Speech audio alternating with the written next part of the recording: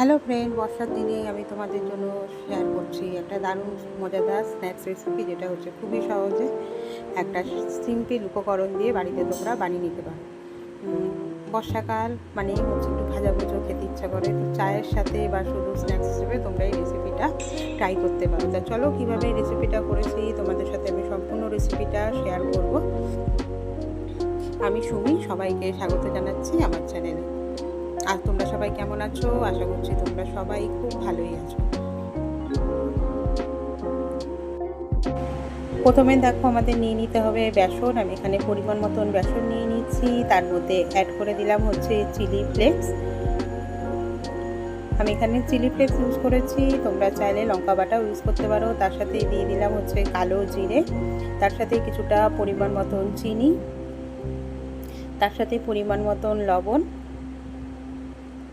এবার দিয়ে দিলাম হচ্ছে হলুদ গুঁড়ো, তার সাথেই কিছুটা দিয়ে দিলাম হচ্ছে পোস্ত আর কিছুটা সাদা তিল দিয়ে এবার এর মধ্যে জল দিয়ে ব্যাটারটাকে ভালো করে মিক্স করে এটাকে কিছুক্ষণ রেস্টে রেখে দেবো, যাতে হচ্ছে চিনিগুলো ভালো করে মেল্ট হয়ে যায় আর ব্যাটারটাও যাতে ভালোভাবে তৈরি হয়ে যায়।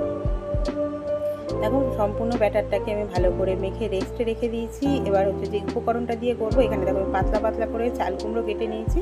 চাল কুমড়োর গায়ে আমি হচ্ছে লবণ মাখিয়ে রেখে দিয়েছিলাম। লবণ মাখিয়ে এত পাতলা, যতটা পাতলা পারবে সেইভাবে চাল কুমড়োটাকে কেটে নেবে। লবণ মাখিয়ে এটাকে কিছুক্ষণ রেখে দিয়েছিলাম, দেখো এর জন্য এর থেকে একটু জল ছেড়ে দিয়েছে। এবার ওই জল ছাড়ানো চাল কুমড়োগুলো আর এই যে ব্যাটারটা রেখে দিয়েছিলাম 10 মিনিট মতন, যাতে হচ্ছে চিনিগুলো ভালো করে মেল্ট হয়ে যায়। ব্যাটারটাকে মধ্যে এবার হচ্ছে এটাকে ডিপ করব চাল কুমড়োটাকে।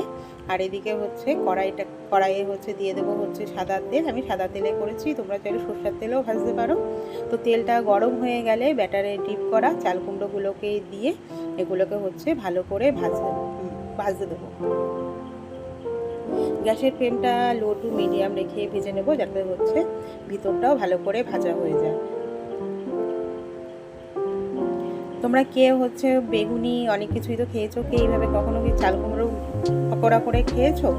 আর তোমরা কিভাবে বাড়িতে করো, যদি করে থাকো কিভাবে করো সেটাও আমাকে জানাবে। আমি হচ্ছে এইভাবেই হচ্ছে চাল কুমড়োর পকোড়াটা করি, যেটা হচ্ছে শুধু শুধু খেতেও খুব ভালো লাগে, বা বর্ষার দিনে খিচুড়ি সাথে বা ভাতে ডালের পাতেও কিন্তু দারুণ লাগে। অবশ্যই তোমরা বাড়িতে এইভাবে একবার ট্রাই করে দেখবে। তবে দেখো গ্যাসের ফ্লেমটা লো টু মিডিয়াম রেখে এটাকে হচ্ছে গোল্ডেন ফ্রাই করে ভেজে নেব।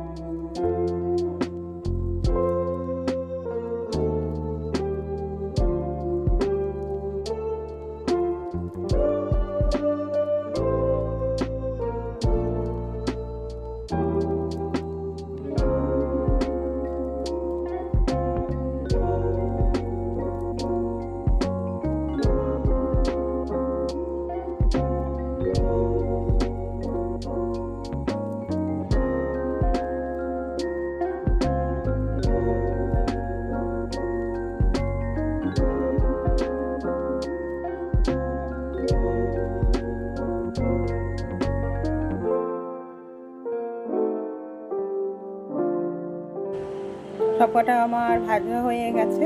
তো থ্যাংক ইউ সবাইকে, সবাই খুব ভালো থেকো, সুস্থ থেকো। আবার দেখা হবে তোমাদের সাথে নতুন কোনো একটা রেসিপি নিয়ে। সবাইকে অনেক অনেক ভালোবাসা।